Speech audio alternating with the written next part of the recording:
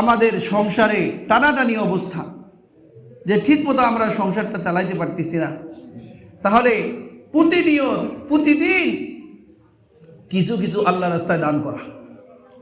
কারণ আল্লাহর ওয়াদা হলো যে আনফিক ইয়া ইবনা আদম, হে আদম সন্তান তুমি খরচ করো, উনফিক আলাই, আমি তোমার উপর খরচ করব।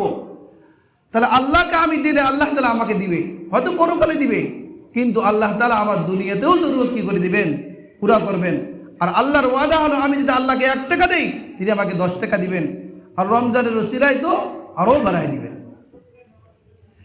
এজন্য বুখারী শরীফে 1358 নম্বর হাদিস আবু হুরায়রা রাদিয়াল্লাহু তাআলা আনহু থেকে বর্ণিত হয়েছে, মা মিন ইয়াউমিন ইউসবিহুল ইবাদা ফীহি ইল্লা মালাকানি ইউনজিলান।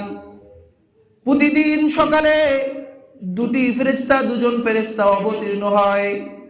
ফায়াকুলু আহাদুহুমা, তাদের একজন বলে, আল্লাহুম্মা আতি মুনফিকান, হে আল্লাহ, যে তোমার রাস্তায় খরচ করে তুমি তাকে দান করো। কার দোয়া বলেন? ফেরেশতাদের দোয়া। তাহলে ফেরেশতা সকালে এসে এই দোয়া শুরু করে দেয় যে আল্লাহ, তোমার রাস্তা যারা ব্যয় করে খরচ করে তুমি তাকে দাও।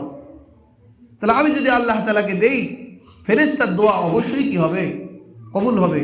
ওয়ায়াকুলুল আখার আল্লাহুম্মা আতি মুমসিকান তালাফা, যে আল্লাহ, যে কৃপণ, যে বখিল তোমার রাস্তায় অর্থ সম্পদ ব্যয় করে না, তুমি তার সম্পদকে বিনষ্ট করে দাও, ধ্বংস করে দাও। বলুন নাউযুবিল্লাহ। তাহলে যারা কৃপণ